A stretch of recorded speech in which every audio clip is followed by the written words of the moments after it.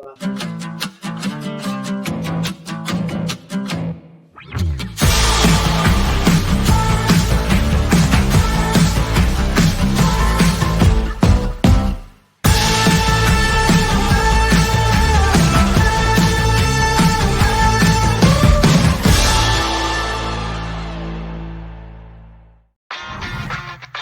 listening to the NASM CPT Podcast with Richey, winner of the Share Care Emmy Award for Social Storytelling and the official podcast of the National Academy of Sports Medicine. Hey, y'all, and welcome to the NASM CPT Podcast. My name is Richey, and today I'm going to answer a question. This is one I used to get, oh my gosh, so many questions, especially early on, when I would teach exercise science courses to new trainers coming into a corporate gym I used to teach for. And it was a lot of times about, the question is, do I charge for missed or rescheduled sessions? And the reason I'd get it a lot is because the gyms would require that people pay for sessions that missed. And so the new trainers were super uncomfortable with that. They were super uncomfortable charging somebody for that. And it came up today because today I had a late client. Also, by the way, today I'm having a dishwasher installed into my apartment and we couldn't wait for them to leave. So if you hear some noise in the background, just know that's Rick getting his dishwasher swapped out. So with that being said, I had a client today and I was after the first 5 minutes of being late, I just sent a text message. And so first, when people are late, I usually send a text message. Hey, today it's 5 after 10 a.m. Our scheduled session is 10. Let me know if you're on your way or what time you plan on being here. So that was the first message. Second message I do is a call, and it is a phone call with concern, usually about 10 minutes. When they're about 10 minutes late, if I haven't heard from them, I give a phone call. And this is kind of how it went. Hi, so-and-so. It is 10 minutes after 10. Our appointment started at 10 a.m. You're always on time or early.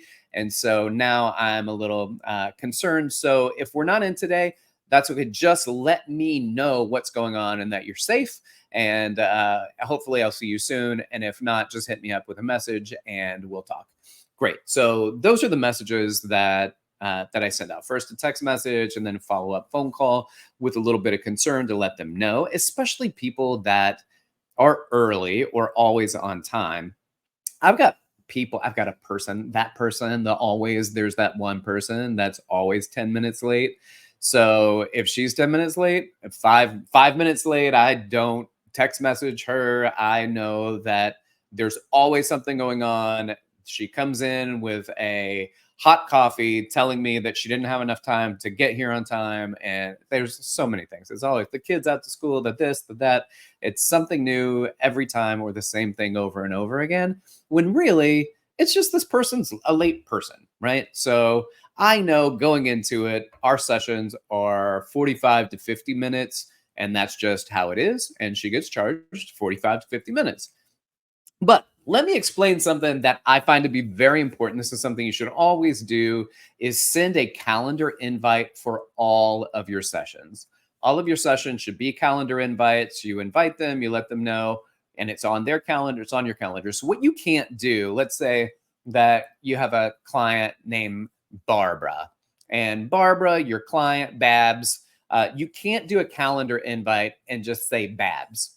Because on Babs's side, it's going to say Babs, and she's going to read it and say, why is my name here? This makes no sense to me. So I generally say Babs workout with Rick. And then I put the location of the workout. So that's on every one of them. Here's your workout with Rick. So all of my calendar says so-and-so's workout with Rick. So-and-so's workout with Rick. All right. So always send a calendar invite. And this is an and or. Text them the day prior to confirm the session. So send them a text message and let them know, hey, just confirming tomorrow morning at 9 a.m. So they have the confirmation. And this is for two reasons. Some people say they don't like to confirm sessions because if the person misses the session, they don't want to have them tell them 24 hours earlier. So I actually think it works better by having them actually show up for their session. So I would rather get paid to train somebody than to get paid and them not train. But that's because I want to make sure that I'm helping people and progressing them towards their goals. And so if they have something and they can't make it, oh no, and that happened this week on Tuesday, actually. This week, I got a message I sent on Monday. She goes, oh no, I can't do Tuesday. And I was like, well, it's there. It's in the calendar invite, but I sent her a text the day prior. She said she can't do it. I said, totally fine. And here are my rules for that. So, general rule, most trainers have a 24-hour cancellation policy. For my business, I have a 12-hour cancellation policy. For my gym, when people book sessions at the gym, they have a 12-hour cancellation policy. So the question I get a lot, do I always charge my clients? The answer is no. I don't always charge my clients, but it is circumstantial when they do not get charged. So here are some of the circumstances. One, if it is a rare occurrence, all right, then I'm not going to charge you. If you rarely ever cancel and then you're like, hey, I'm not going to be able to make it today. I've got this. It just popped up. I didn't think about it. Don't worry about it. Don't worry. Totally fine. If you're a client that cancels often, then you will be charged often. That's just how it goes. If you're a regular and then if that continues, then it's a conversation, honestly, is a conversation as to whether or not you should be training, or maybe whether or not you should be training with me. Is it our relationship? Is it something about me? Or is it the time? You tried to do the early mornings, it doesn't work. Maybe you need to shift to an after work. So those are the considerations that have to be looked at. So the purpose when we do this, when we charge people for sessions, at least in my opinion, it's not punitive.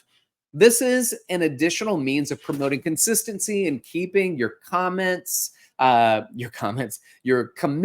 to yourself, and they're keeping it to themselves. They're keeping it to you as a trainer.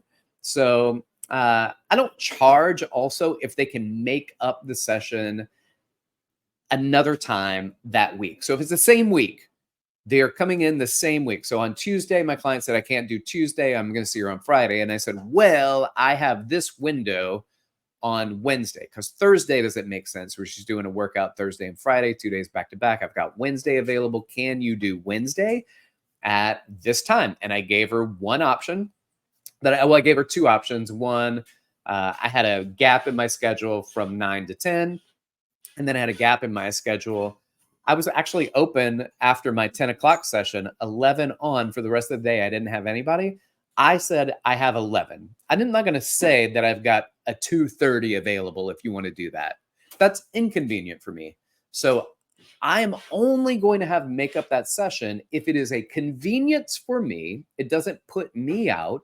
So now I can go home and I record a podcast. I can go home and I can take the dog out. I can go home and then I can sit at the computer and do some writing projects. All right. So this is different where if it's convenient for me and I can do it, then I won't charge you. Let's get you back in another time this week. All right. So when do I charge? Again, people that are late, if they miss a lot, that's a little bit, don't worry about it. There's some noise in the background. Again, it's the dishwasher situation. So you'll hear noise. I'm also kind of saying it to give him freedom to go ahead and make noise if he needs to. One of my clients, my favorite cancellation techniques that I've ever come across, and I employed it for a long time, this is for independent trainers, is to set up ahead of time that any missed sessions will be charged, and half of the amount charged or the entire amount charged will be donated to non-religious, non-political charity of their choice. So you want to, if you're not going to make it, and let's say I charge $100, just say easy number, I charge $100, then I will say I'm going to give 50 of that $100 to Big Brothers, Big Sisters. Or I'm going to give 100%. You're going to pay me still, but all of that is going to go to the American Diabetes Association. All right, cool. Then people don't feel as bad missing if they do have to miss. And then you, The donation is from your money, so it is your tax write-off. It's not their tax write-off, it's your tax write-off. But you are doing it on behalf of somebody else. They're paying you, you're putting that money out there for somebody else. So that's probably my favorite technique that they use. Now, some people also do this. They say, if you've got to miss a session, I'm not going to charge you the full amount. I'll only charge you half of the amount. So you miss a session and you charge $100, it's going to be $50 for you to miss the session if there's no makeup or no rescheduling within the week. And that to me is sensible, but it's also sensible to charge the full amount. But then you say, all right, well, my gym makes me charge for missed sessions. Then you have to charge them. But this is really an issue with newer trainers. And I think that newer trainers in this situation need to have their manager step up and speak to this situation. And when I was a manager, I would do it because I want to be the bad guy. I don't want you as the personal trainer interacting with this person all the time, being the good guy to also play the role of the bad guy. Let me do that. I'm the manager. I'm going to do that. Let me take care of it. You don't have to like the manager. You need to like your trainer. Now, as you progress and you get older and you're more mature in your business and you've laid it all out, we've signed something that says that I charge for missed sessions. You are aware of it. We had a calendar invite. I texted you the day before and you confirmed it. Then should not be an issue. Also, especially if you're saying, hey, half of this is going to go to the charity of your choice. Most people don't want you to be the charity, but the charity of their choice is totally fine with them. All right. This is one of my favorite stories. I'm going to tell it real quick, and then we're going to wrap this up. I told a client of mine, she called me, and she was like, hey, I'm so sorry. I'm running late. I'm with coworkers at a bar for happy hour. And she was asking me if I would not charge her for the session. When she's at a bar with coworkers drinking, I was like, you are definitely getting charged for the session. And she said, okay, well, I'm coming in then. And I said, we're not working out. And she said, that's okay. We don't have to work out, but if I'm paying for the session, I'm going to be there. And I was like, well, that is a pointless commitment. But she showed up and she was 30 minutes late and she sat in the office with me until her time was up. And after her time was up, she went back out to happy hour to finish having drinks with coworkers at the bar. That was the most pointless thing, but she was the most entertaining client anyway. So add a few drinks to her, and she was a delight to take her money from. Don't work out with clients who are slightly inebriated, have been drinking, smoking, whatever they've been doing. We don't work out. Can't hit the gym with that. All right. Have a signed agreement. Let them know they're going to be charged. What if I miss a session as a trainer? Because I'm putting all of this on my clients. So 2 things. 1, give them a free session. If I cancel on you, then I give you your next session free.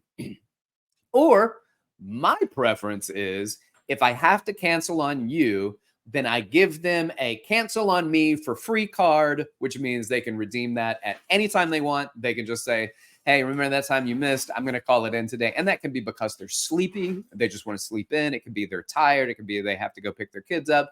Whatever it is, doesn't matter. Cancel anytime. I canceled on you. You can cancel on me too. So I just think that this is a really tricky situation. Cancellations can be a bit difficult to navigate, especially for newer trainers. And if that's the case, then have your managers do it on your behalf, but be there and be present and listen to the amount of tact that's being used. And if you have a manager that is tactless, maybe you want to do it in the future with tact. How can I do this? How can I do it differently? And the real answer is set it up ahead of time. Have them sign something, have them agree to something, acknowledge it, calendar invites, confirmation the day before, and make sure everybody is on the same page. Y'all, thanks for listening. Like, subscribe, share with your fitness friends and family, and leave a 5-star review if that is something that you would like to do.